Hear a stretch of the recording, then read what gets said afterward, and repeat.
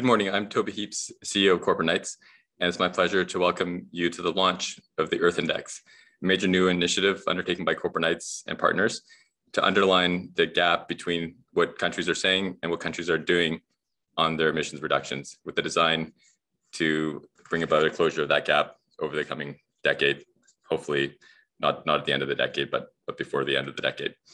Before we get underway, I'd like to do a brief land acknowledgement. We'd like to honor the peoples and land of the First Nations, Inuit, and Métis peoples, and their valuable past and present contributions to this land.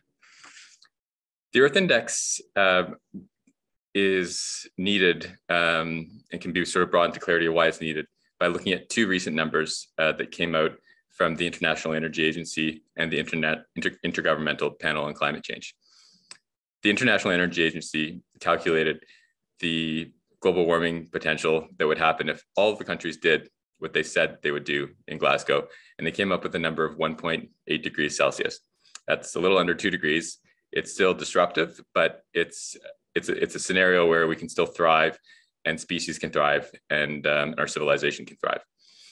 The Intergovernmental Panel on Climate Change recently released their major report, and they calculated, based on current trajectories, we're on track for 3.2 degrees of warming. The difference between 1.8 degrees and 3.2 degrees may not sound like a lot, but it's the difference between a stable civilization and a climate catastrophe and chaos in a Mad Max world. It's not an exaggeration. It's perhaps understating the stakes that are at play. So the all-important task now for our civilization is to close the gap between what we said we'll do and then what we actually do. And so that's where the Earth Index comes in. There's a lot of different reports and analyses of gaps of different types.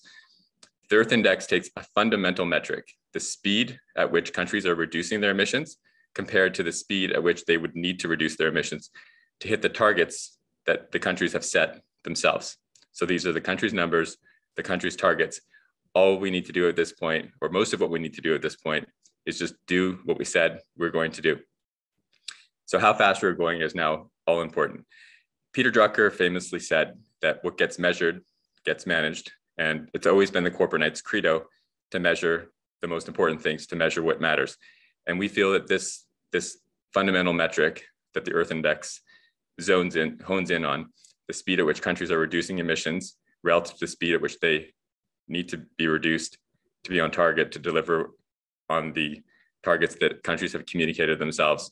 This is now the all-important metric.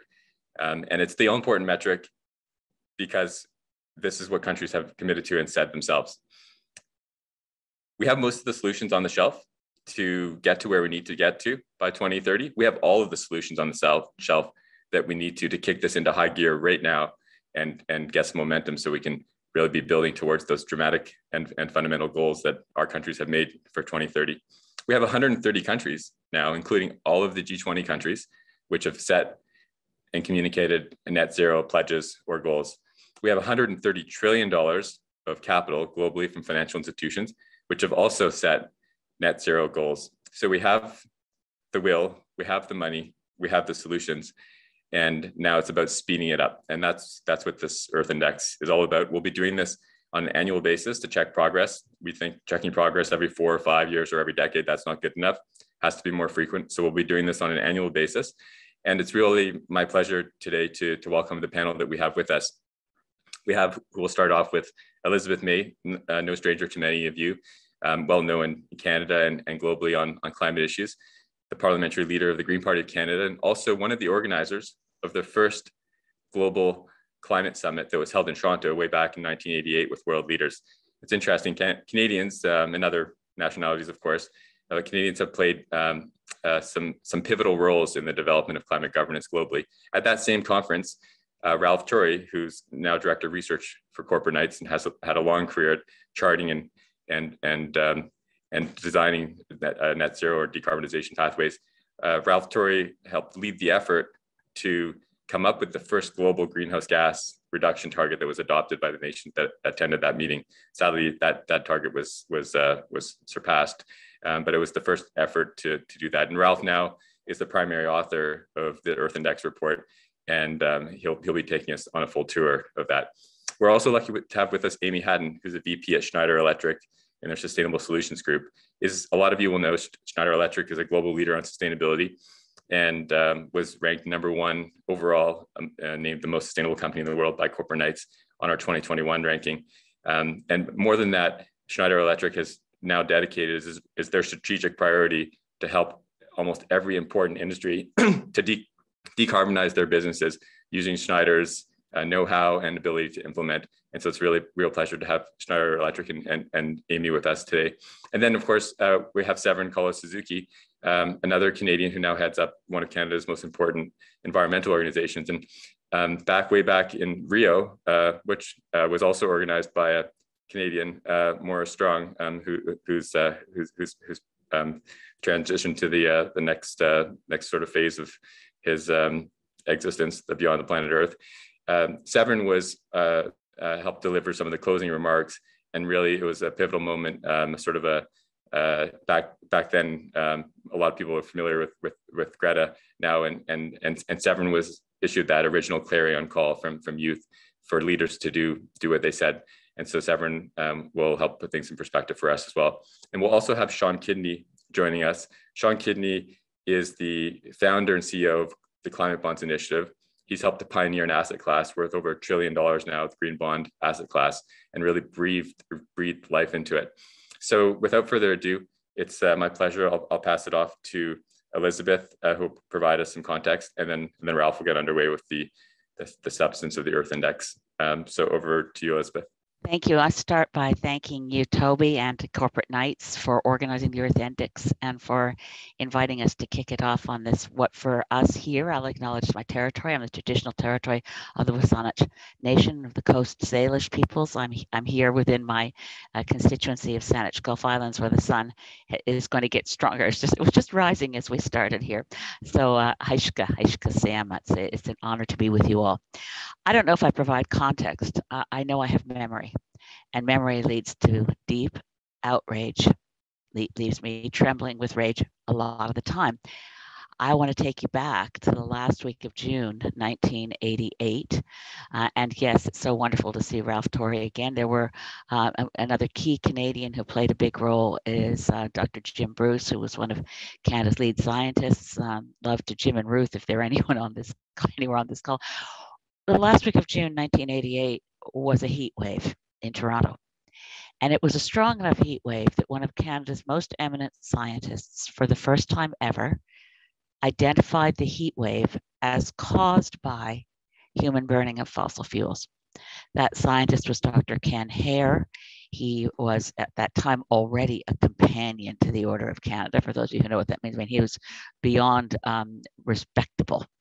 Eminent, and it caused some waves because in those days nobody thought we had a debate about the science around climate change. The only question was, how bad will it get before we stop it, and has it already started? So we knew, and that, of course, that date in June was coming up to 34-year anniversary of writing these words, which is the opening sentence of the consensus statement that the scientists issued that day at the conclusion of the conference, which was, quote, "Humanity is conducting an unintended, uncontrolled, globally pervasive experiment whose ultimate consequences could be second only to global nuclear war." Don't say we weren't warned.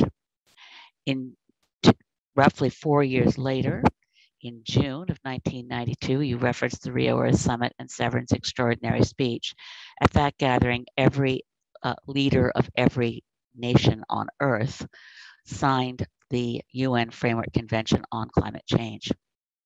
Since that time, speaking of gaps, the nations of this planet, human civilization, and our economies have emitted more greenhouse gases than between the beginning of the Industrial Revolution and 1992, when we had enough science and promised to reduce our emissions before they could become dangerous. Dangerous, in quotes, is the word used in the UN Framework Convention on Climate Change. We must arrest anthropogenic greenhouse gases before they become dangerous. I really apologize, Toby, for raising my eyebrows when you said 2 degrees might be okay or 1.8, because I'm scared to death. We're at 1.1 degrees Celsius now. And if you happen to have been anywhere near the heat dome in British Columbia this summer, 1.1 degrees Celsius doesn't feel like a nice, safe place to live, not when 600 people died in 4 days because of a heat dome just in this one province, or the wildfires just in this one province, or the subsequent floods that destroyed every land route to the lower mainland of this province and cost lives. My husband and I have friends, young couple, been farming 7 acres of land. They've been farming to have a beautiful, sustainable, regenerative agriculture. When I say they lost their farm, the land their farm was on was mostly carved out and fell into the river.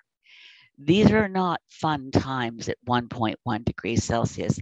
And we increasingly know that we're unlikely to hold to 1.5, which is, as Prime Minister Mia Mottley explained for low-lying island states, or for her nation, Barbados, 2 degrees, she said, is a death sentence for us. So here we are in Canada with the worst record of any G7 nation. We are at, the last statistics were from 2019. Now we have new data from 2020, which shows, largely due to COVID, that our emissions dropped for the first time in ages. But we were warned, even in those numbers from the government, expect them to bounce back. And why not? Our plan, released by the government on March 29th, calls for an increase in fossil fuel production in Canada of 21%. And that's before we approve Bay du Nord. On April 4th, the IPCC made it really clear in the 3rd working group report to the 6th assessment to say, look, it's now or never. The lead author said, quote, it's now or never. Well, given that our government approved Bay du Nord 48 hours later, I guess they've opted for never, because it's either now or never. We don't have the luxury of time anymore. And our government's commitment to net zero by 2050 is an abandonment of 1.5 degrees, because net zero by 2050, as you indicated in your opening remarks, Toby, is not adequate to hold to 1.5, not without what the IPCC has now given us 3 years to peak emissions no later than by 2025 and bring them in half by 2030. Canada is not on track to do that at all. So for me, it's not getting our government to keep its promises. It's getting our government to find its moral compass. When Antonio Guterres, the UN Secretary General, says out loud, expanding fossil fuels is economic and moral madness. And then we get a budget April 7th that says we're going to finish the Trans Mountain Pipeline. We're going to figure out how to transfer its ownership to Indigenous peoples. And the night before the budget, we're going to approve Bay du Nord for 1 billion barrels more fossil fuels to put on the furnace for our children's future. So I open with memory. I close with rage. I am a member of Parliament in a room where I speak respectfully and lovingly to all my colleagues. But I just wonder if for the last 34 years, I've been way too nice. Thanks, Elizabeth. I think your words do offer a really good context, and it's clear that Canada has a lot of room for progress on ambition and on just doing what we need to do. And we're hoping that this will be providing this kind of real-time focus on the one metric that really tells you what's going on, the emissions, because emissions in Canada, like many countries, but Canada has been a sort of bit of a standout, have been kind of flat since beginning of Stephen Harper's term back in 2006, all the way to the most recent data that's been published. And so the atmosphere has not been able to tell the difference between governments for a couple of decades. And I think that not just Canadians, people around the world are no longer patient or willing to be so nice. And I think it's about being bold and real, and your words and passion and courage is exactly what we need to get more of that. So really appreciate your leadership. Thank you.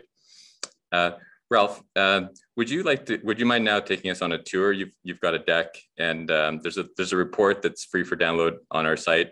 We'll have the full data tables with all the data, the raw data that goes into it too, for the countries that want to sort of recalculate their own numbers and just check them out. But Ralph, you've got a pretty good presentation organized. Can you give us a run through? The title of the remarks I wanted to make this morning actually bears a little bit of comment. The phrase climate emergency. Everybody says this is an emergency. Our government, most of our provinces, many of our cities, many governments around the world have said we have a climate emergency. And I ask myself, okay, I agree with that. What does a climate emergency look like? What does a response to a climate emergency look like? And if you ask yourself, are the actions that we are seeing to respond to climate change, to this emergency, do they really look like an emergency response? Does the level of commitment look like what we did for COVID over the past 2 years? That was an emergency response. And part of what we're trying to do, in fact, the central focus of what we're trying to do with this Earth Index initiative is shine a light on the outcomes that we are getting with respect to moving away from fossil fuel dependence and CO2 emissions, not on the level of ambition, but on what we're actually getting done. And so the Earth Index, it's about a gap, all right, but it's not about the gap that you often hear discussed, which is, are the targets adequate? Are the commitments sufficient to get us to 1.5 or to 2 or to some other number? And how much greater must our ambition be, or must our targets be, in order to get to this degree or that degree of warming? That's an important conversation, but it's not the one that the Earth Index is focused on. What we're focused on is the difference between what we've actually achieved over the last, several decades now. Some of us have been at this for over 25 years, over 30 years. So it's time to say, are we making progress? Even in cases where the policies and the initiatives that are being taken to respond to climate change seem to be undertaken with vigor and commitment, are they working? Do they add up to an effective emergency response? And I have to say, like Elizabeth, as someone who's been banging my head against this issue now for a long time, it doesn't really feel like an emergency response. It kind of feels like we're sitting around watching television and the house is on fire and we're saying, yeah, the house is on fire, we should do something about it. But there's this really good program that I want to watch the end of. We've got to get much busier and much more focused on treating this as the emergency that it really is. So with those opening remarks, let me tell you a little bit about the approach we're taking to this project. The Earth Index, I'm going to start right off by defining what it is. The Earth Index compares the actual rate of emission reductions that we're achieving, and we use 2019 because that's the last year for which we have comprehensive data. We compare what we've actually achieved that year, the pace with which we're reducing emissions, to the pace that would be necessary just to meet our commitments, as inadequate as they may be to preventing 1.5 degrees. We know that. But let's look at the gap between what we're actually getting done and what we need to get done just to meet the promises we have made, and ask ourselves, if that's not working, what is it that needs to change in order to transform this response into a true emergency response? Apologies for that.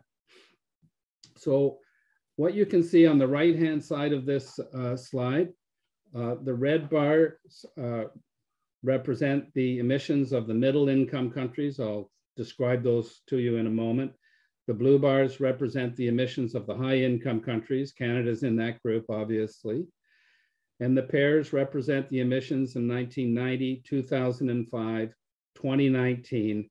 And then finally, the last pair of bars shows what we estimate are the actual emissions that we would be achieving if all of the countries in the G20 met their targets, what they've promised that they were going to do. And so you can see it's a fairly significant reduction for both groups of countries, greater for the richer countries than the middle income countries, as it should be.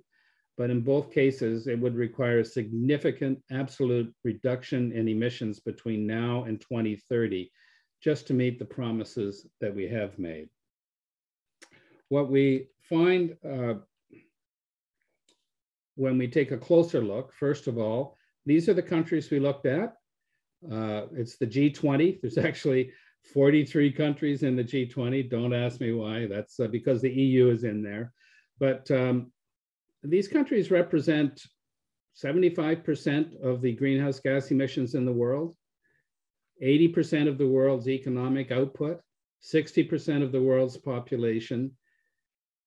They're only 25% of the number of countries in the world. The other 150 countries, which includes all of Africa except South Africa, most of Southern Asia, in other words, mostly very low income countries, constitute only 25% of the greenhouse gas pie. So by tackling the global, the G20 group of countries, we're really taking on that group of countries that represent most of the emissions.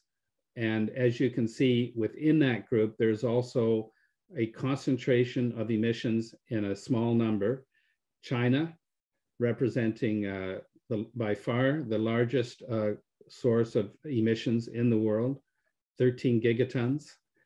The United States, about half that, is in second place at 6.6 gigatons. And then India, the EU, and Russia, surprisingly, not because it's a powerhouse economy, but because it's so inefficient and uses such dirty fuel that it gets fairly high on the list of world emitting countries.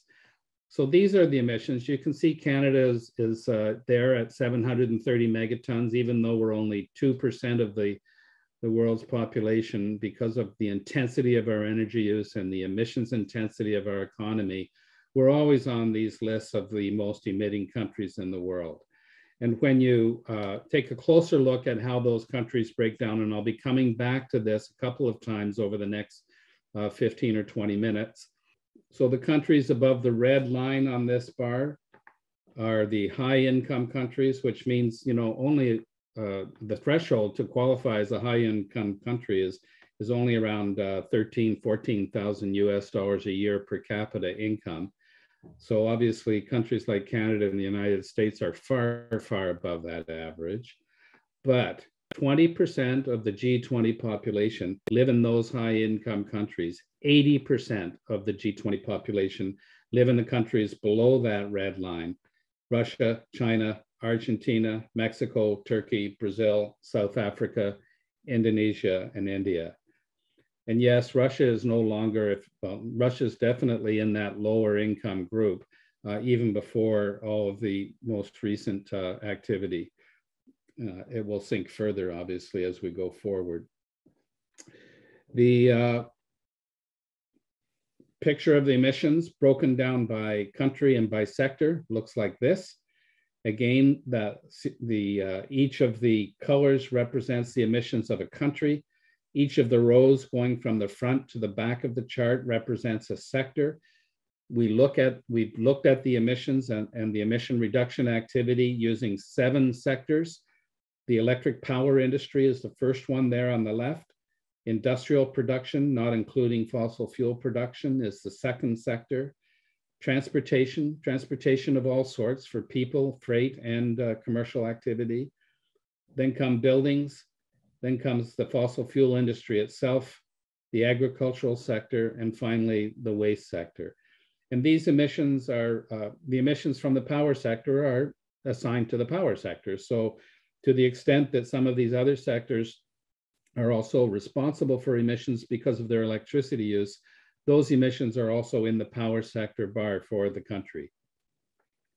So buildings, for example, would be considerably higher if the electricity related emissions associated with building energy use were included in the building sector rather than in the power sector where we put them.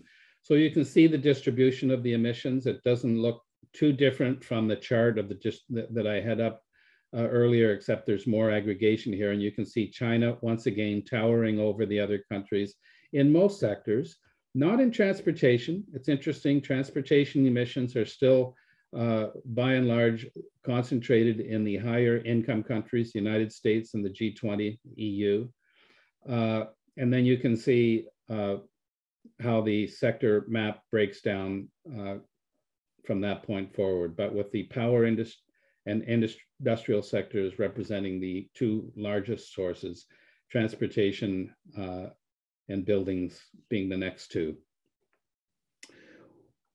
If you look at this picture from the point of view or addressing the question, well, are the emissions in those middle income countries as high as they are because they're making stuff for us, and therefore our emissions are lower than they would be otherwise because we're importing material from the middle income countries and they're bearing the burden of having to report or count all of those emissions?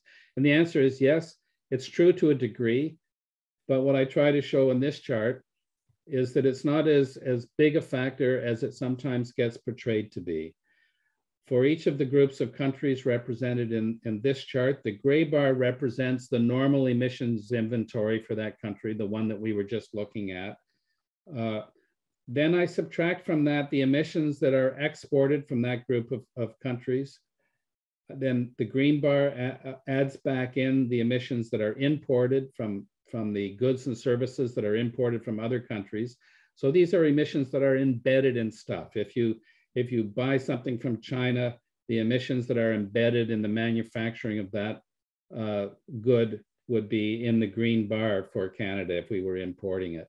And so the blue bar ends up being what we call the consumption-based inventory, again, by group of country. There's detail country by country in the written version of the report.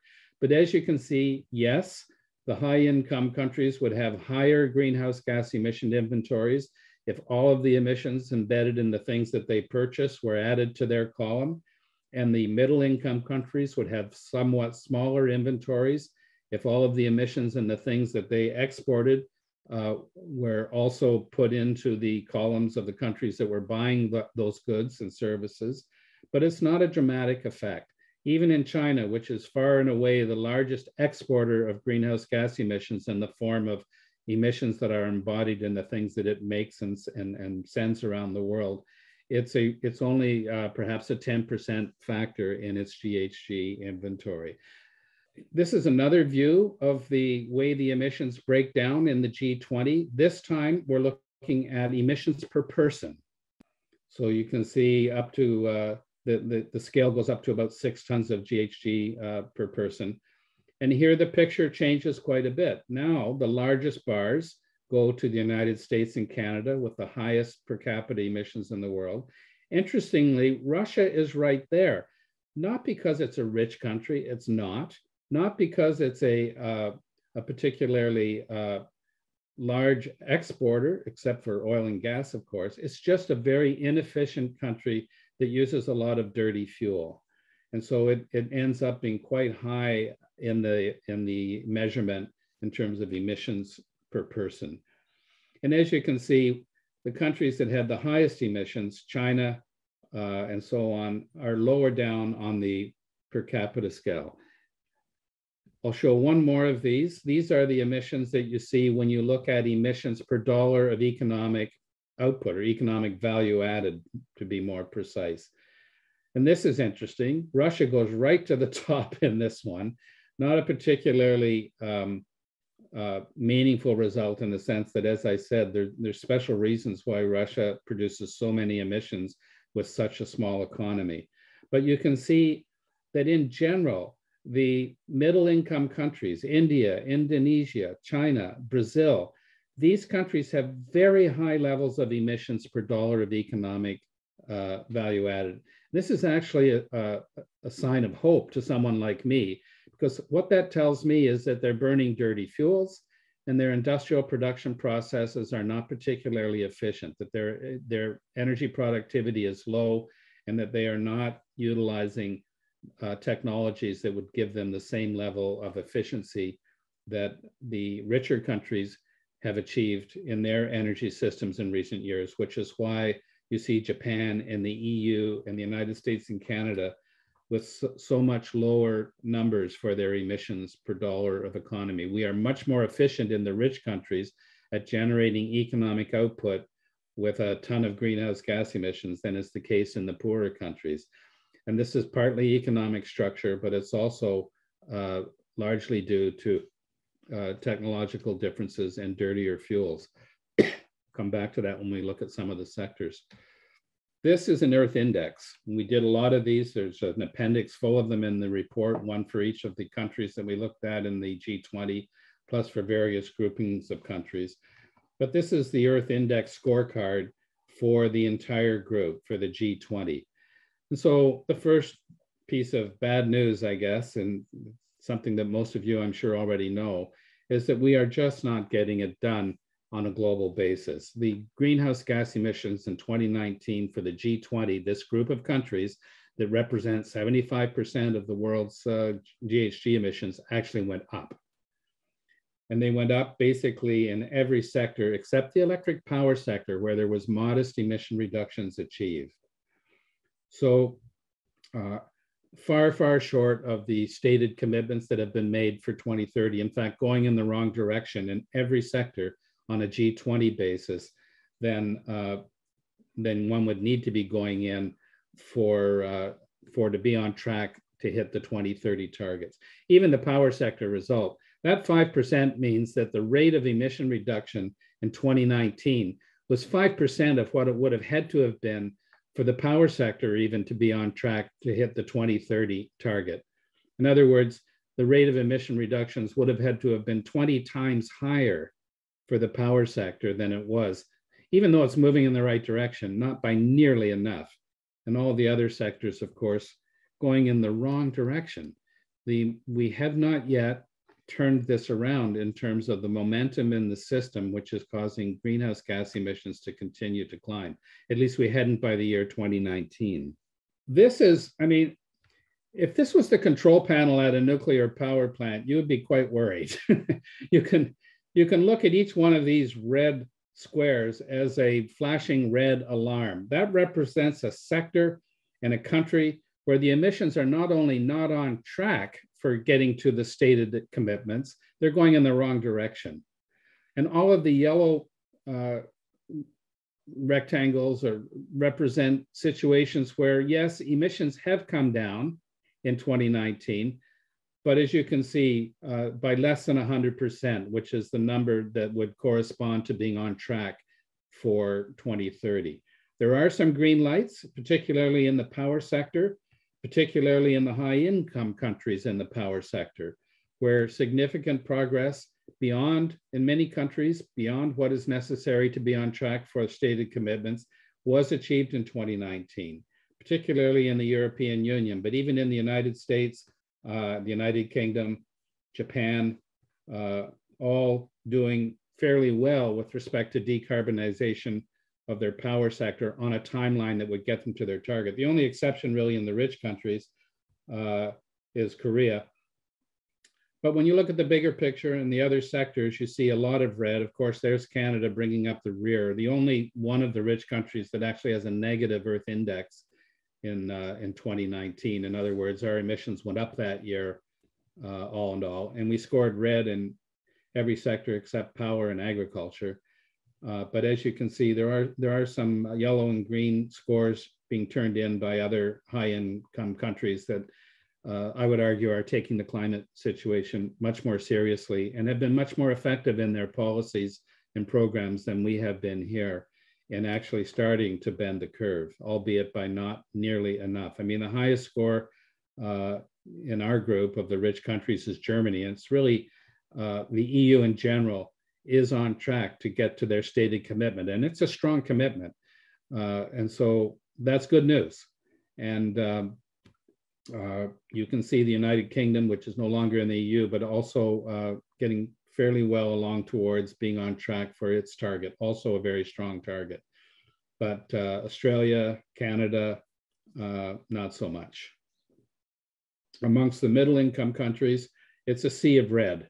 as we already knew from looking at the overall G20 index, and particularly in the very large emitting countries, including India, Indonesia, and China, it's red right across the board. Emissions are going up in every sector, and not by just a little bit, but by very large negative numbers. So a score, for example, of China of minus 130 as an Earth Index score, that means that their emissions went up by 133% of how much they needed to go down if they were going to be on track for their net zero commitment. They don't actually have a 2030 target, but what we did for countries that didn't have a 2030 target, but did have a commitment to net zero by a particular date in the future, as we determined where they would have to be by 2030 to be on track for those targets.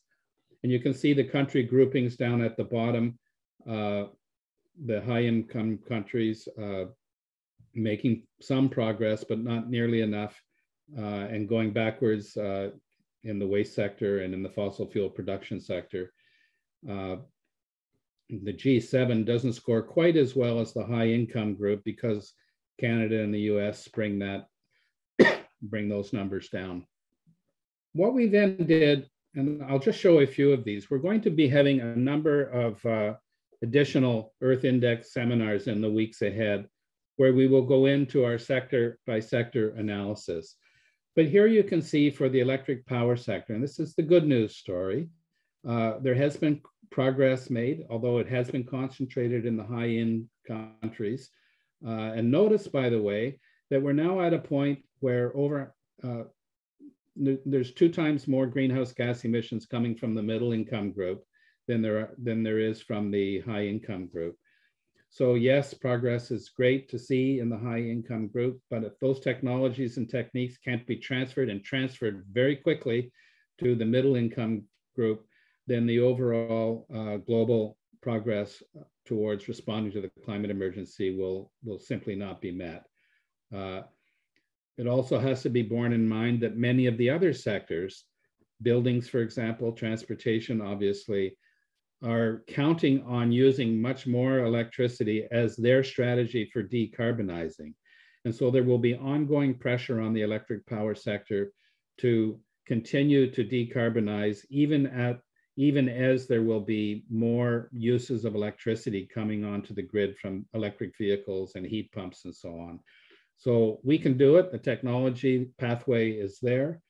But if we do not move to a much more intense emergency response type level of activity on a global scale with very, very serious collaboration and cooperation from north to south to get the technologies and to get the policies that are working disseminated worldwide quickly, then we all lose.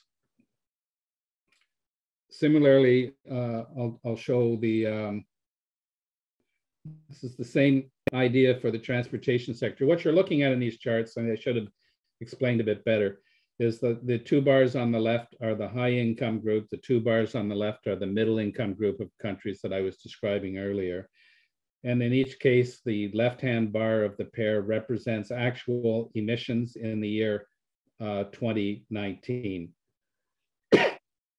And the right-hand bar is the Earth Index score for the group. If it's red, it means things are going in the wrong direction. If it's yellow, it means they're going in the right direction, but not by enough to be on track for hitting the target. And if it's green, like it was for the power sector in the high income countries, then it is at or exceeding the schedule that would get to the stated commitments. And here you can see, unlike the power sector, the rich countries continue to dominate the total emission number for the transportation sector. Some progress is being made here. I think we're beginning to see the impact of electrification and other changes that are happening with transportation technologies that hold out great promise if we can accelerate or keep up the acceleration of deployment in electric vehicles that we've seen in the last 2 years since 2019. If we can keep up that growth curve through the 2020s and electrify vehicles like there's no tomorrow, I mean, this is going to have to be an all-out emergency response type of of effort, then we could see lots of positive Earth Index scores and even green scores showing up in the transportation sector as we continue to track this in future years. In the building sector, this one is slow. There hasn't really been much progress to show, even in the high income countries. I guess you could say emissions aren't going up, so that's better than if they were. But most of the buildings that will be standing in 2030 are already standing. So this is basically a retrofit challenge. And it involves, again, the technologies are not unknown. It involves upgrading thermal efficiency, converting to heat pump systems, and deploying smart building controls and digitized technologies and so on. The critical path is not a want of technology. And this is a recurring theme in what we've been seeing. The critical path is a lack of innovation in the financing and in the business models for industrializing and taking to scale the solutions that are already being demonstrated. You know, there's 9 million buildings in Canada. There's probably 300 or 400 million buildings in the world, and they all have to be retrofit. We need a completely different strategy from our business community as well as from our policy community to get that job done. You can't just hand out subsidies and expect that that building transformation is going to happen in a very short period of time. Again, is there a response? Yes. Is it an emergency response? No. Are we seeing the outcomes we need? No. I'll show one more of these. I don't want to go on too much longer. This one is for the industrial sector. This is a challenge, but we are making some progress. You know, in some ways, the story of the industrial age has been using fossil fuels and high temperatures sort of as a brute force way to make things happen, to transform materials and to very inefficiently heat our buildings and so on. And this is a system that's very ripe for disruption. There is reason for some optimism. There are materials and processes coming along. Electric steel is one. Geopolymer cement is an interesting one that have the potential to really take big bites out of the emissions from the industrial sector, which, by the way, tend to be concentrated in a small number of industries that use very high temperature processes like cement and steel and smelting and so on. So much depends on successful development and deployment of low emission strategies for making these basic materials, combined with the potential for wildcards like carbon fiber to come on the scene that will provide us with materials that give us the strength and other characteristics that we're looking for, but can be made without the energy and emissions intensive processes that are involved with steel and cement and some of our other mineral materials. But again, we need to get collaboration on a global scale, industry by industry, if we're going to get these innovations deployed quickly enough that we can bend that curve. So, and there's other sectors. I'm not going to present any more of those. As I said, we'll be having additional sessions on this. To sum up, comparing the scorecards for the high and the middle income countries, you can see the difference here in a nutshell. Thanks to the efforts in the power sector, and particularly in the European Union countries, we have a positive Earth Index score for the high income group of countries as a group, with emission reductions happening in a number of sectors, but only in the power sector are they on a schedule that would hit the commitments that these countries have made for the year 2030. Meanwhile, in the middle income countries, where 80% of the G20 population live, emissions have been going up across the board in all of the sectors, and there is not yet any indication that we have turned the corner of that momentum to the point where we can begin to see emission reductions coming down in those countries. This is a comparison of China and the European Union. I think in the interest of time, I will skip over that for now. And I'll just say, just in closing, that the lessons learned from this, yes, we're not getting it done. There are, however, a number of sector examples. One can think of the energy sprung example for industrializing the retrofit of buildings, or the success of policies that have been implemented in countries like Norway and Switzerland for the rapid dissemination of electric vehicles, or to take a really interesting example, the Italian super bonus program for basically paying the entire cost of building retrofits in Italy, and then some, 110% grants to do building retrofits, or the ongoing success in Germany to decarbonize their electric power sector. There are these examples where progress is being made. And what one notices that in every case, what makes the difference are innovations in business strategies and policies. It's not the technologies we've known about now for some time. When we first started doing these scenarios in 1988, 1989, which is when I first started looking at what a low carbon future might look like, we weren't sure what the technological pathway looked like. We know that now. There's some cloudy areas in some sectors, but we know enough to keep ourselves fully occupied in the 2020s with an emergency response to climate change, by electrifying vehicles, by retrofitting buildings and converting them to heat pump systems, by building renewable electricity generation like there's no tomorrow, by advancing and investing in the new grid that's emerging, by supporting innovation in these energy intensive industrial sectors for low emission strategies. These are much better defined strategies now technologically than they were when I first started out. But we're stuck because we need to do these new things. They work, they pay for themselves, they're economic, but we need to do them on a scale that we're not prepared to do them on. And we need to disseminate them around the world very quickly with a level of global collaboration and cooperation, which one would normally associate with the kind of alliances that one sees formed in wartime.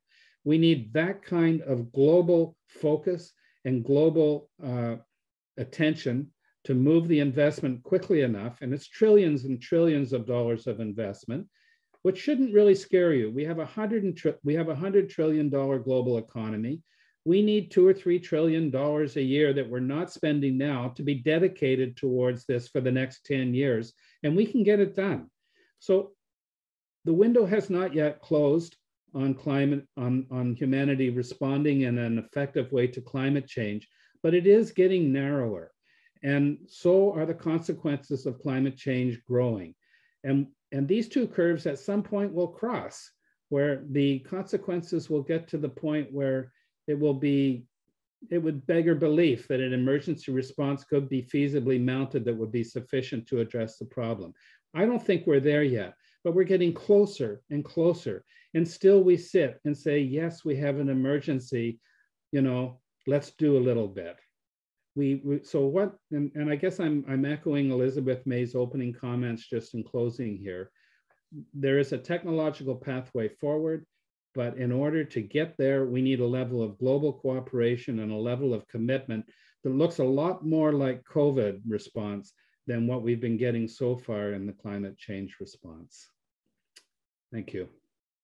Thanks, Ralph, for pouring so much energy into the calculation, this first Earth Index. And I think your point that, it's really only a couple percent of GDP of new money that we need to deploy to close the gap between a really, really scary scenario and a scenario that still, as Elizabeth pointed out, is not ideal, but something that is a lot more livable than a really scary scenario, and something where we could continue to have a viable civilization.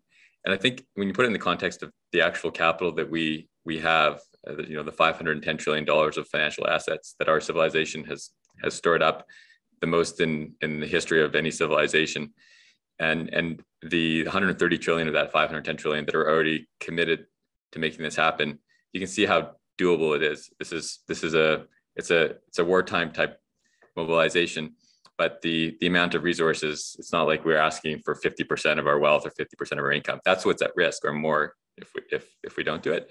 And it's really, really kind of inspiring to see all those green dots. Each one of those 7 sectors, there's an example of a green space where the country is on track and is reducing its emissions fast enough to do what it said it's going to do, which is not all the way of what's required to get us to the safer scenario and to really kind of keep global warming under 1.5, which still has a lot of cost, but it's a long way.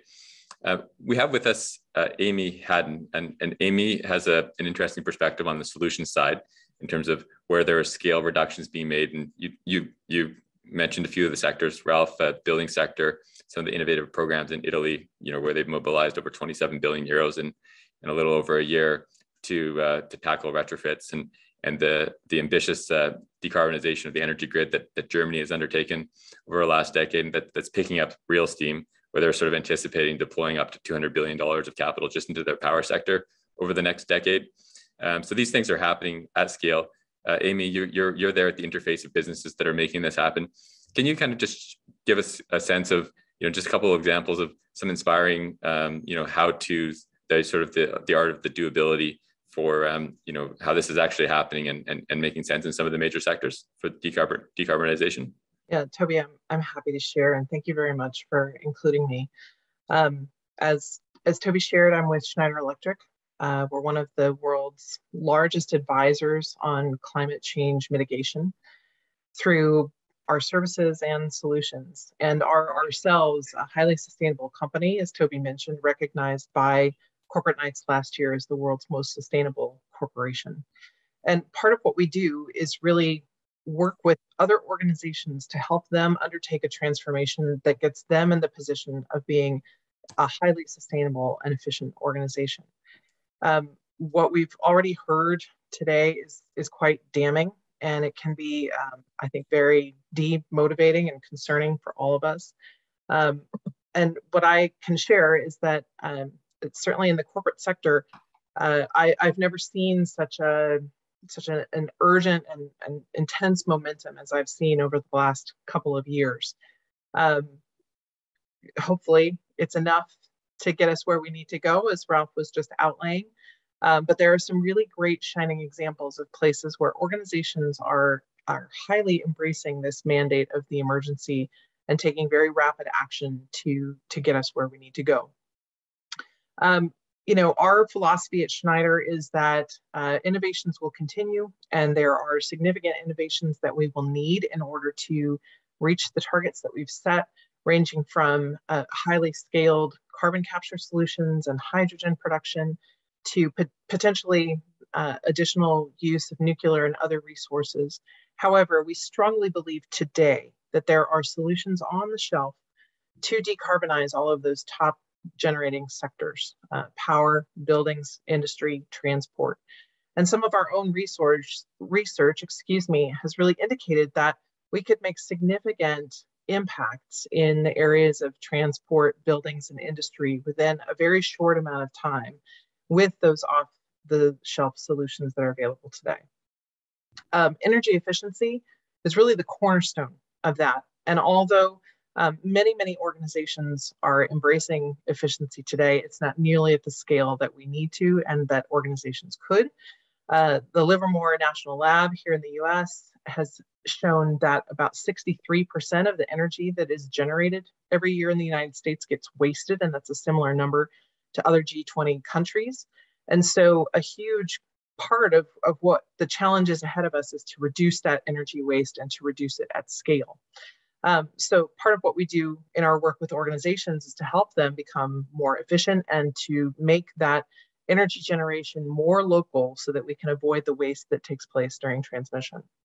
What we really focus on with our customers, and where the focus has been in the corporate sector, has moved away from what I would call the low-hanging fruit, doing something like a lighting retrofit, which of course is an important component of an overall strategy, but isn't going to get us nearly where we need to go, to really evaluating how organizations can combine practices and technologies along with automated processes to collect the right data in order to be able to make decisions that result in resource conservation throughout their organization. And this is really, looking at the entirety of, say, a building, for instance, looking at the building wrapper, looking at the materials that are used in the building, looking at how energy is transformed in that building, how employees are behaving in that building, really a full-scale view of the transition. Now, behind energy efficiency really is the decarbonization of the power sector and the need for us to electrify everything, as I know Toby likes to say. And we are slowly moving in that direction in the corporate sector. Organizations are beginning, I think, to embrace and take a look at e-mobility, for instance, in a much more serious way than they ever have before, and starting to tackle the transition of their fleets to electric and what that will mean from an infrastructure perspective. That, I think, will continue to grow in momentum, particularly as the demand in the corporate sector meets regulatory and legislative actions on the policy side. However, the other, I think, really bright spot, particularly in the corporate sector, is in renewable energy generation. We've seen a significant reduction in cost for renewables over the last 10 years. Solar panels, for instance, have fallen in price between 80 and 90% globally. In most places today, solar power is the cheapest form of electricity generation. It is widely abundant. It can be localized, so you don't have to have large generation power plants. You can have local community solar resources that everyone can tap into. And it's just a matter of really scaling that as quickly as possible.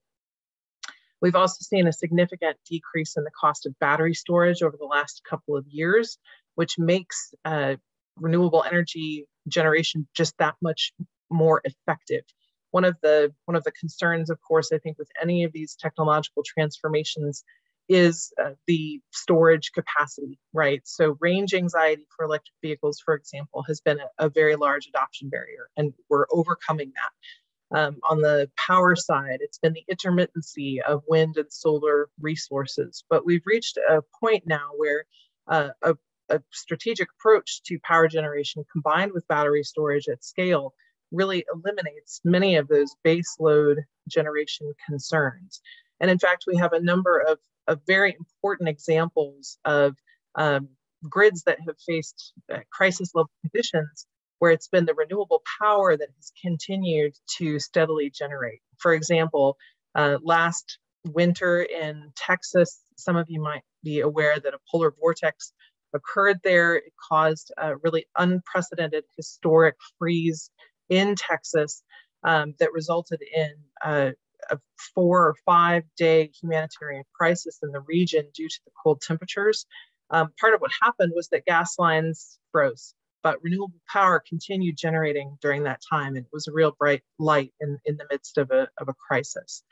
We're seeing other bright lights through the corporate sector. So one that I'll call out, for instance, is a group of pharmaceutical companies that are working together with Schneider to develop a program for their supply chains. Organizations are acting rapidly to reduce their own emissions, but the emissions that lie within their value chain are far more significant than their own operational emissions. And so getting those other organizations that are throughout the upstream and downstream value chain engaged is a critically important part of solving this puzzle.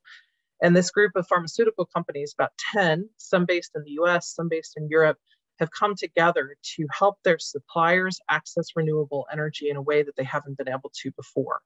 And so we're seeing this pre-competitive spirit really happening throughout the corporate sector as organizations really start to see the risks that they face as a result of climate change and understand the valuable role that they can play in affecting that transition.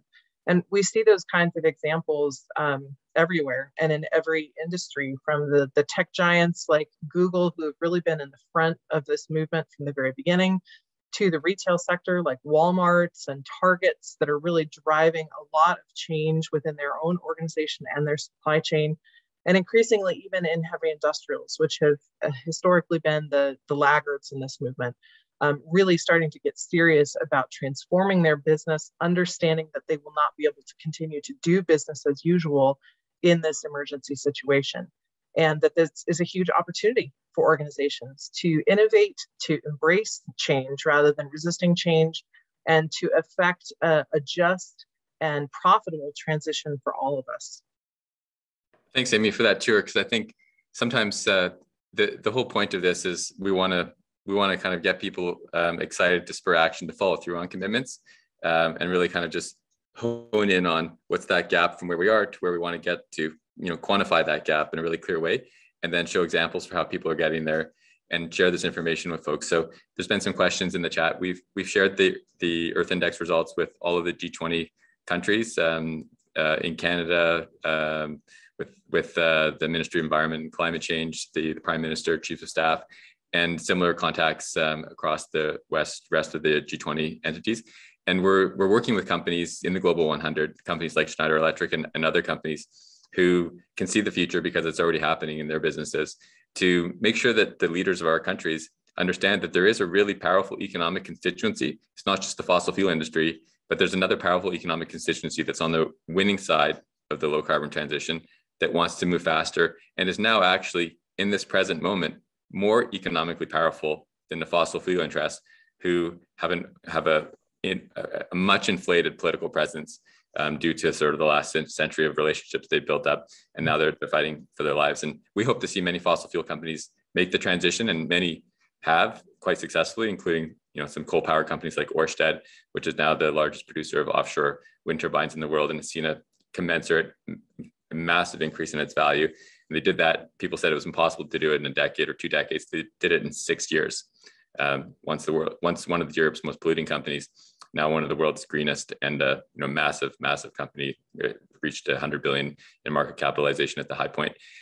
We also have with us on that sort of spirit of the solutions and moving forward for the solutions. We've seen a lot of interesting things happening in the financial markets. And one of the key players there, he may be too modest to tell you about that himself, has been Sean Kidney. For more than the last decade, he's been one of the key proponents through his role as a founder and CEO of the Climate Bonds Initiative to help financial markets to understand the opportunity for investing in solutions and to be able to measure that and do that in a credible way. And he's helped to, along with many other people, he's played a pivotal role in helping to build green bonds into $1 trillion asset class, which is the right quantum for what we need. And Sean's been looking at this question of motivational factors in terms of the cost of financing for countries, because if you can engage the bond markets in something and have them moving around a metric, something like Earth Index, in terms of our countries moving fast enough to do what they said they're going to do on emissions reductions, that starts to impact the cost of capital. Well, then we're having a completely different conversation at budget time, and it gets a lot more real, a lot more fast. So without further ado, Sean, welcome to the discussion. We'd love to hear your insights on this topic. Thanks, Toby. Hey, and congratulations on getting this index out. It's very cool indeed. Look, I've got a couple of comments to make. First is just picking up some context point of views and noting the really useful comments that have been made already, which I applaud and support. The shape of the future is now decided. And I don't mean that from my perspective. I mean that from the perspective of the investors I speak with. So we've got about $43 trillion of US of assets under management represented in our partnership program. Investors around the world now tell me very clearly that the future will be green. There's not a debate anymore. That debate is gone. I mean, I appreciate there are still some debates in weird places like Saskatchewan and Alberta, but basically that doesn't exist in mainstream investment circles now. And the Biden Climate Summit in April of last year really put the nail in the coffin of any doubt about that, because we now, at that point, we had all the world's major economies, major Western economies, committing to strong 2030 targets, not 2050, but 2030. And it's 2030 that counts, as the IPCC said in its report a couple of weeks ago. Now, are the targets enough? Nope, they've got to be tougher. Are they an incredible improvement of what was there before? Yes. Trajectory of travel is now very clearly established. So the shape of the future is clear. It will be clean, green, and it will be resilient. Of course, the speed has not yet been determined. And that's what it's now all about, how quickly we get there. Of course, everything rides on that. You know, if you decide that it's going to take 30 years, there's a lot of room for gas. But if you accept the IPCC report about the urgency, the 50% cut we have to achieve in emissions by 2030, you know what? According to the International Energy Agency, there is no room whatsoever for new fossil fuels, new gas or new oil, let alone coal. That's done and dusted. So the speed makes a big difference. It makes a big difference to our survival. Frankly, if we don't get emissions down at 50%, according to the IFC, we face a future of catastrophic climate change. And that will be a lot more than heat domes over British Columbia, although we will see a lot of those. It'll be a kind of world that we don't want to go into. Some of your speakers have spoken about, won't go to the detail, but under that shape and speed is an appreciation of the policy impact that's happening. Renewable energy has been extraordinary, but do not be fooled into thinking this was some organic development of the private sector. The reason we have drastic cuts in the cost of renewables is because Germany introduced a feed-in tariff in 2001, copied around Europe, and then China became the world's largest procurer of renewable energy in 2006 and kept on going. Last year, it again spent twice as much as the whole of the US on renewable energies, continues to do it. That large-scale procurement at a premium price for policy reasons, hence the policy risk, drove down the cost. And now the rest of the world is reaping the benefit of drastically reduced prices. So in India, they're building green hydrogen plants now. They're going to deliver green hydrogen at $1 a kilo, earth-shattering prices, to replace the fertilizer that's currently produced in India from gas. Those plants are being announced as we speak. So the change is underway because of policy push. Investors are concerned about how else this is going to hit them and how it's going to change their investments. The second big thing is volatility, a feature of climate change, folks. Get used to it, the new volatility. And it won't just be sea level rises or storm surges, it'll be wars.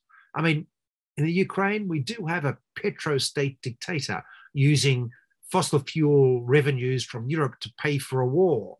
It's not exactly separate from this whole issue. Not to mention the other kinds of volatility that'll come through. Famines. We're going to see famines around the world because of the collapse in grain production in Ukraine and the collapse of grain deliveries from Russia because of sanctions in a lot of places. That we're going to have to deal with that quite quickly. That's a harbinger of things to come. Volatility is the new norm. That is tough for investors. And then lastly, the risk of inaction is the real issue in the context of those two changes. If people are not acting to prepare, investors are saying there's something wrong with them. And we saw this reflected in the Australian government, not exactly famous as a climate change progressive country. The Australian government put out a net zero plan in COP in Glasgow last year. They announced on the last day, buried the rationale for the plan, and in the annexures was a long discussion about preferential capital markets, how capital markets are shifting towards investments that are green. And they had discussion about the greenium and so on. I won't go to the details of that now, but they ended up saying if Australia didn't adopt the net zero plan, then their cost of borrowings were likely to go up 100 to 300 basis points. That's 1 to 3%. That is tens of billions of dollars of extra cost for not adopting an aggressive climate plan. And by the way, there was a background to that because they had investor representations during the year from big global investors who were saying they're thinking of exiting Australian sovereign debt for this reason. This is a real issue. Now, why is this? Because they're seen not to act in the face of substantive risks, not because they want to push people to change and whatever, they may want to do that, but they're concerned that everyone has to start preparing for these risks. In Europe, you know, if you issue a green bond, your stock price goes up because there's investors are using it as a mechanism for recognizing that you're doing something. And if you don't, as Swedish investors said to me recently, if someone issues a bond and they've never done a green bond, the first question this investor asked them is there something we should know about you? Is there something you're not doing? Is there a problem? People are looking for signals that action is being taken in relation to volatility, in relation to mitigation, and that applies to countries as well. So it's an extraordinary moment. This is it. This is the point in history where this has suddenly now gone viral as an idea amongst investors globally. And we're lucky because at this very same time, we've got appreciation. You've heard the previous speakers say, you know what, the solutions are there. We kind of know what to do, guys. It's not rocket science. We don't need to do the R&D that everyone thought 10 years we need to do. I mean, don't get me wrong. R&D and direct air capture would be incredibly useful right now. But nevertheless, the bulk of what we have to do is available off the shelf. And we have the capital. We have more capital on this planet than ever before in the history of humanity. Most of it is parked in places where it's not earning a good return, such as US treasuries, for example. People are looking for places to shift that capital. We know that when we give them green bonds, for example, they move. Green bonds are typically way oversubscribed compared to ordinary bonds. It's a proof of concept, folks. It's proof that the demand is there if only we package accordingly. How lucky are we? Well, we're on the edge of an existential disaster. We have a threat which frankly is a threat to our existence as a species, and unfortunately, most of the world's other species. At the same time, we have this incredible opportunity, solutions, capital, proof that the capital will move. All we need to do is to do more of this packaging. That gives me hope. And that gives me hope for governments as well, because even the Australian government has twigged there's something wrong here. They better start acting. Thank you, Sean. A lot of really useful insights there. And I think it's helpful for people just to kind of get that reality check that mainstream investors have already decided what the future is going to be. And it's not a subject of debate. It's a green future. And right now it's really about speeding that up. Severin, you've been watching this space since the beginning of sort of global climate politics, from through your family, and then your courageous remarks at the first summit where all of the nations of the world came together in Rio and made some pretty bold commitments at the time, and now in your role working to mobilize everyday citizens to make progress on the climate and to agitate for progress on the climate. What are you thinking right now? Thanks, Toby.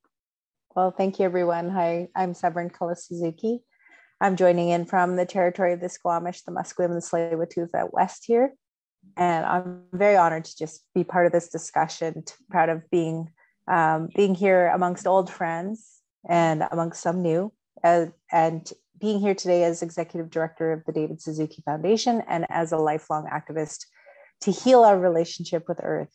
Because truly, fundamentally, that's what we're all here today to try to do. We need to be honest about what is currently happening. And I really appreciate all the speakers and how you've spoken to the truth of the matter and to rolling up our sleeves and what where we're at right now and what it's going to take. Thank you, Elizabeth and Ralph in particular, for your memory and context. It's very moving to me. I too have been involved for a long time. As Toby mentioned, I was there in 1992 at the Earth Summit held in Rio de Janeiro, where delegates from the world's governments came together to address the global environmental challenges looming on humanity's horizon. At that time, I was 12 years old. I was a youth activist.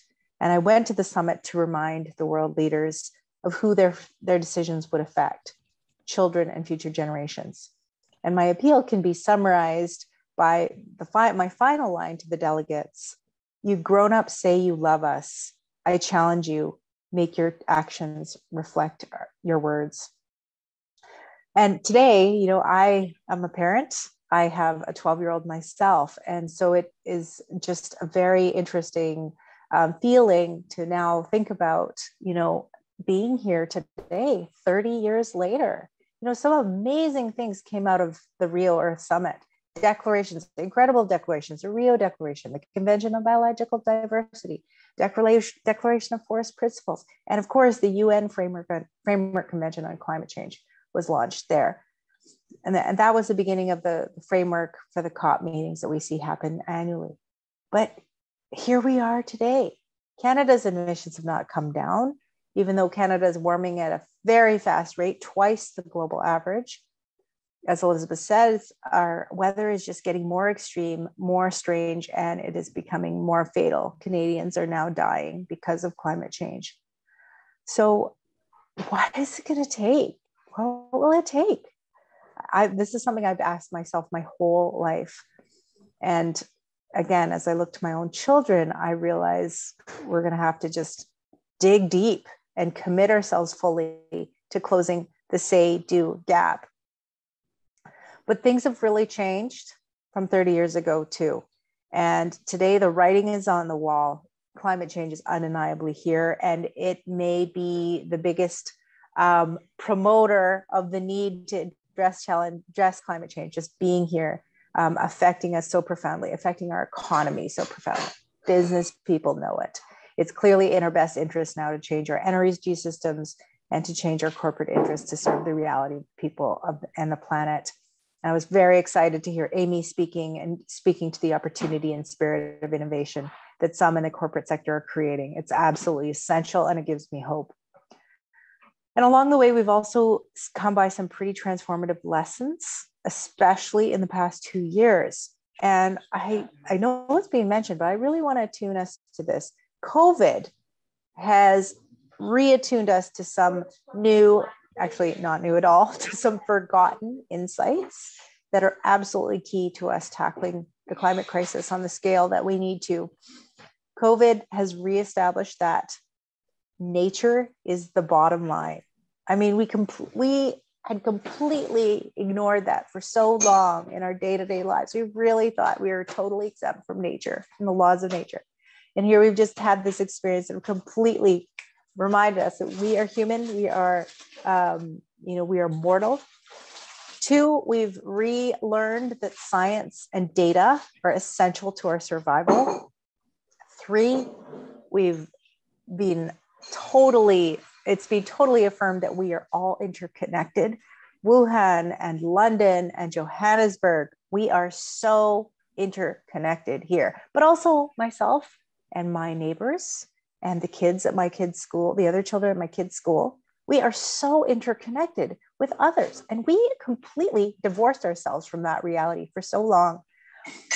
4, we're going to need radical empathy to make it through.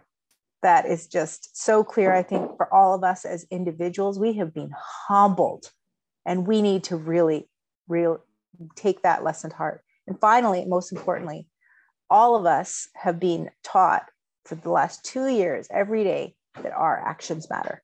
Whether or not we get vaccinated, whether or not we wash our hands, these things that we had in the media and through all of the media we consume on the radio every day, these instructions for how we as individuals had to take action. And if we did not, that would have consequences. You could kill someone if you didn't, do these simple things. And so these principles we've just seen in action at a scale that, is global. And as Ralph said, we also now know what a real emergency response looks like. The wool is off our eyes. We know that our government can work across party lines, can move billions, and that society can completely transform to meet a crisis. We've just seen that in real time. So I think for this reason, let's not forget that we have just, we've just navigated a global crisis on a scale never seen before. And the lessons that we have just obtained through surviving that can actually help us navigate this even greater global crisis that we have. We also know that it is totally possible for us as a country to get to zero carbon. The costs of renewable energy have plummeted. I'm very proud of an upcoming installment of research at the David Suzuki Foundation, our Clean Power Pathways work with modeling showing it is totally possible for us to have a completely sustainable energy system from renewable sources to get to zero carbon. So all the solutions are here. They all exist. We're just not implementing them. We're not doing it fast enough. As Toby said, all we have to do is do what we said we do. And we need speed. We have to make up for lost time. Numbers matter. We've heard a lot of them today. We need measurables. We need a way of holding ourselves and our leaders accountable. Here, this team has presented the Earth Index as a tool, as a number to measure whether we are being who we say we are. And that's a line that Miles Richardson of the Haida Nation always says. And I think it's so possible, because that is what we're trying to prove right now as a human species, that we are who we say we are, that we do care about our children, that we do have foresight, that we have analytical capacity, that we can work together. Now we have to prove it. So today we've heard about the Earth Index. Now we need to give it value, that we need to inspire today's awakened, galvanized business community to take a stand, make the Earth Index mean and be worth something. I hope that today we've created some community around the Earth Index and this conversation, and that we can use it as a tool for measuring the speed of the work of reducing our emissions, and use it as a tool to hold our government's feet to the fire. And finally, I also hope that everyone participating today, all of you from across Canada, that today you've caught some of the urgency from all the speakers today, and that you've taken up some of the opportunities that Ralph has outlined for your life and for your work, and that you're going to do all that you can to get your own emissions down. So we've heard so many ways we can do this: EVs, renewable power, retrofits, and two, to use your sphere of influence in your family, friends, in your business realms, amongst peers, to get emissions down to whatever sphere of influence you have, and to influence our elected leaders to stop the incoherence of their climate change plans, as we've seen in the last few weeks. This is absolutely the time for all of us to put our attention to this work and to bend this curve. Living on Haida Gwaii, I learned a Haida saying, "Life is as sharp as the edge of a knife." The IPCC, the scientists of our world, and Indigenous people living on the land around this planet are all telling us that we are on that knife edge right now. We need some big leaps in taking us to zero carbon. We need to slash our emissions. We need to make huge strides towards a just transition. We need to act so that our children can believe our words. Thank you very much. Thanks, Severin, and thanks for reminding our hearts and our minds that together we can move mountains when we want to, just as we've done through COVID. And now we need to move emissions down with a much greater need for speed, which is in our capacity. We have a lot of questions, not enough time to answer them all, just a few minutes. So I'm going to focus in on one question, and any of the panelists that would like to weigh in, love to get your perspective, and it'd be nice to get your closing perspective on this, Ralph. The dashboard the Earth Index dashboard is insightful, but how can this be used to mobilize individuals and communities towards needed actions, including governments? I'm happy to take the first stab. We've sent this, as I said earlier, to the heads of all the G20 countries, and we're working with the G7 presidency and the G20 presidency to make sure that the Earth Index materials are integrated into their forums. And we're also working with Influence Map, tracking the most pivotal policies in each of the G20 countries, and the trade groups which are opposing them, and the companies that are leading, which are powerful members of those trade groups. So we can get those trade groups to take their dogs off of the politicians that are trying to do some good stuff, and show that there is a lot of economic clout by corralling it and organizing it a little bit more than has been done to date, with actors that are authentically out in front, not just doing this as a sort of side desk job on their GR side, but actually want to see this happen. So we're going to be working with the forces of the business community to show the clout of the winners of the low carbon economy is something that needs to be listened to. But we'd love to get everyone else's perspective, Sean. Just quickly, Toby, money is starting to move. Green bonds issued, outstanding so far, are already $2.3 trillion Canadian. The Canadian economy, GDP, is 2.1 trillion, to give you a sense of comparison, right? And that's growing at between 50 and 75% per annum. So the money is moving. The problem is they haven't got enough places to invest. For individuals, I'm going to say there's moral decisions and there's real decisions. Moral decisions, eating less meat, whatever, will make you feel good, but will not actually change the world. The things that will change the world are the acts of our government, the actions of our governments and the major investors and corporations that will be influenced by that. Vote, obviously, but also put pressure on all kinds of level of governments to ensure that the systemic changes that we need to make are made. Where are those extra 20 Metrolink lines in Toronto, for example? Or why are we driving so many cars and it's not going to be solved by replacing by electric? What does the future of agriculture look like in the world we're heading into? Have we done the work? No, we haven't done the work. These are actions of governments and government bodies with corporations and investors. Your money, managed by pension funds and insurance funds, can drive this change. They already want investments. They now need to say, government, step up and give us more things that we can put our money into that's green. And that's how we'll get really rapid change. And that's how we'll influence our governments really quickly. Go for the acupuncture points of systemic change. And I think we can do that. That's what at least keeps me going. Thank you for the chance to speak today. Thanks, Sean. I see we have hands from Elizabeth and Amy, and then we'll go to Ralph. Elizabeth? Thanks so much for all the presentations. And Ralph, thanks for your work as ever. I remember when the Sierra Club and Suzuki Foundation and CanNet had Ralph do the Kyoto and Beyond report, which pretty much tracks all the solutions. But as you said, we know where our best technology choices are now, and the prices have dropped enormously. Look, I just wanted to bring back in a point that Sean was making. And when we look at getting this data out there, we have to get it out there. As you say, it is the management principles. You don't manage what you don't measure. And these graphs, as some of the comments in chat, Ralph, people were saying that these are really understandable, these are comprehensible. We need to get that out there. But I just want to throw in another aspect of rapid disruption and change. And Sean hinted at it, which is what's going on with Russia and Ukraine is not disconnected. So the response of Germany to Russia's invasion of Ukraine was to cancel their pipeline to Russia and new fossil fuel pipeline, cancel it, and take their target that they're going to be to 100% renewable decarbonized electricity in their grid. The target was 2040.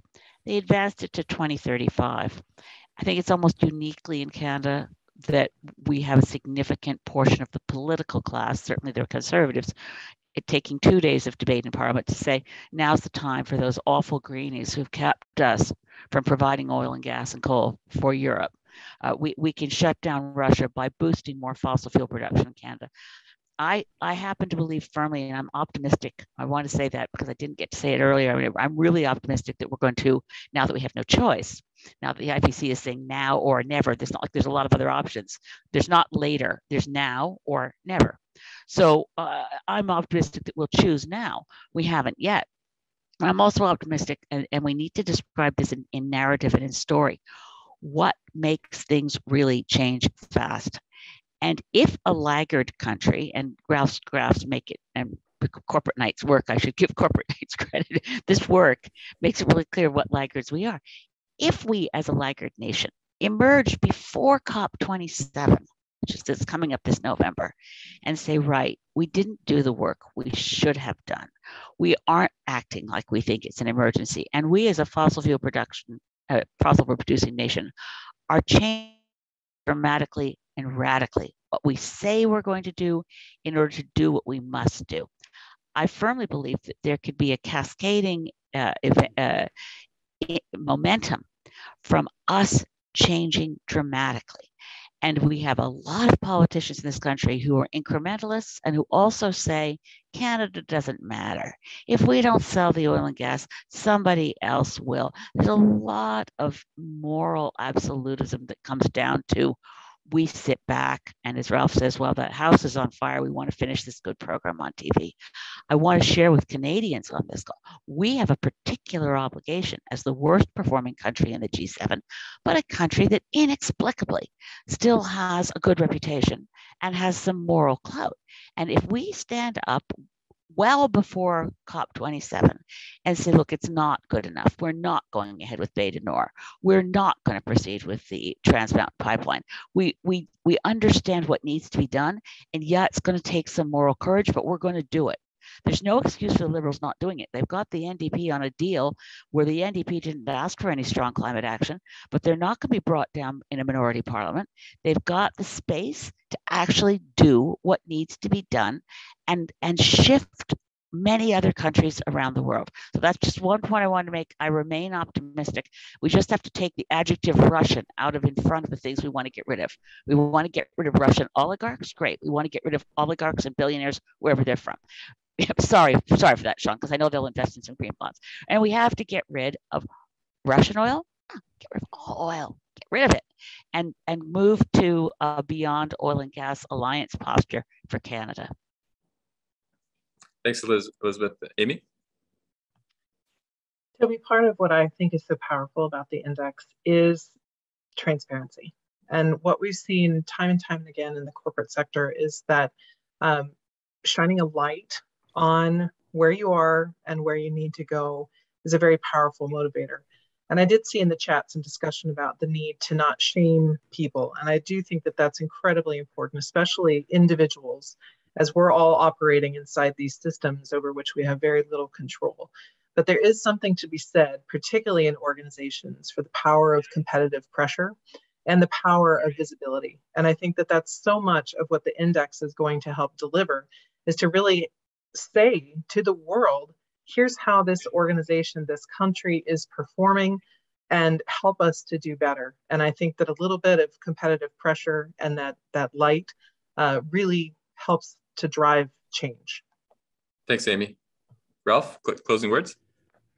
Thank you, Toby. I did notice a few comments about the overwhelmingness of the information and the potential negativity of it. And I just wanted to close by saying that I think that there's a lot of basis for hope and optimism, especially if we start acting on this information. As Greta has told us so wisely, hope is actually manufactured by action. It's not something innate. It doesn't just exist out there. We have to make it. And there's a lot in this information that indicates we can create the hope and the positive energy that's necessary to address this problem. We don't have to violate any laws of physics here. All of this is quite possible. Imagine how much more daunting this challenge would be if we couldn't figure out the technological way to get our comfort and our access and all of the things that we value in a way that doesn't destroy the planet. That's not the case. We do know what the technological pathways forward are. And another reason that I'm optimistic is that once you know what the technological solutions are, what generally then happens is that what's holding you back is just the ability to figure out how to deploy them quickly, how to finance them, how to organize the logistics and get it done. And that can happen unbelievably quickly. It's much faster than technological R&D. It just takes a good idea. Look how fast Henry Ford completely revolutionized the industrial manufacture of automobiles. And in the space of 10 years, we went from 0 to half the households in Canada having a car. Maybe not the most appropriate example for a webinar on climate change problems, but it does illustrate just how quickly change is possible once you've got the technological tools that you need, and all that is needed is someone with a bright idea and some leadership. And what we'll be doing at Corporate Nights with this information is we'll be going into those green cells and into those yellow cells, and we'll be saying, what's working? Where is the combination of policy and investment and business acumen coming together in a way that is taking these solutions to scale? And we'll be publicizing and disseminating those stories as hard as we can. And that's the way that this is going to turn the corner, I think, is people just taking action to make this happen. And that will accelerate at rates that we will look back on and think, oh my gosh, we never realized how quickly we could get this done once we actually got started. Thanks, Ralph. And thanks everyone for joining us today. I really appreciate all your engagement, insights. And going forward, we've got everything we need to close this gap, and we're going to shine a light on what works and do everything in our power to scale that up, working with you and others, and pushing the message of the need for speed and the opportunity and the doability of it. So thank you kindly for joining us, and have a great rest of the week. And we'll be back with the series in a few weeks' time. Take care.